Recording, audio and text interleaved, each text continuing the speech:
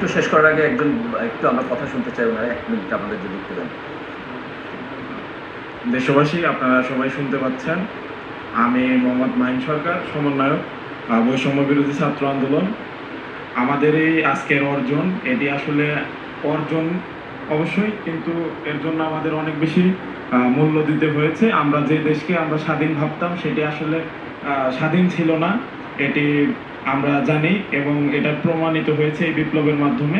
এটিকে আমি বরাবরই আমার বক্তব্যে বিপ্লব হিসেবে অভিহিত করেছি, এবং এটার জন্য কতটুকু মূল্য দিতে হয়েছে আমার মুখে কিন্তু এখন হাসি নেই, বা আমি কিন্তু খুব বেশি খুশি এটা বলার সুযোগ নেই, কারণ এখনো আমার সেলফোনে এখনো ফোন আসছে।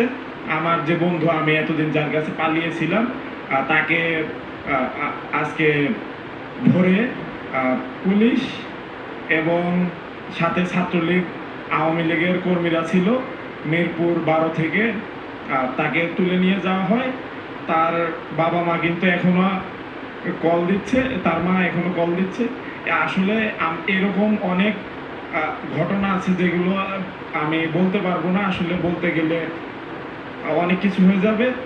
ধন্যবাদ সবাইকে, আমি আমার বক্তব্য এখানে শেষ করছি। আমরা এক কথায় মানে সবার কথা একটা করে শুনবো, আপনাদের প্রত্যেকের একজন একজন করে একটু বলবেন যে এই অবস্থার পরে মানে আপনাদের চাওয়া কি, কেমন বাংলাদেশ চাই আমরা, সেটা সবাই বলছি।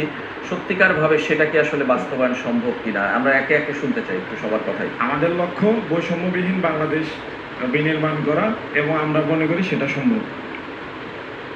সকলে সহযোগিতা কামনা করছি, এবং সকলের সহযোগিতার মাধ্যমে আমরা বৈষম্যহীন একটা বাংলাদেশ তৈরি করতে পারবো।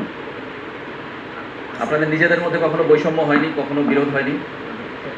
আজকে যে আমাদের ছাত্র নাগরিক অভ্যুত্থান হয়েছে, সেই অভ্যুত্থান আমাদের সফল। আমরা মনে করি যে সামনের দিনগুলো আমরা সফলতার সাথে এগিয়ে যেতে পারি।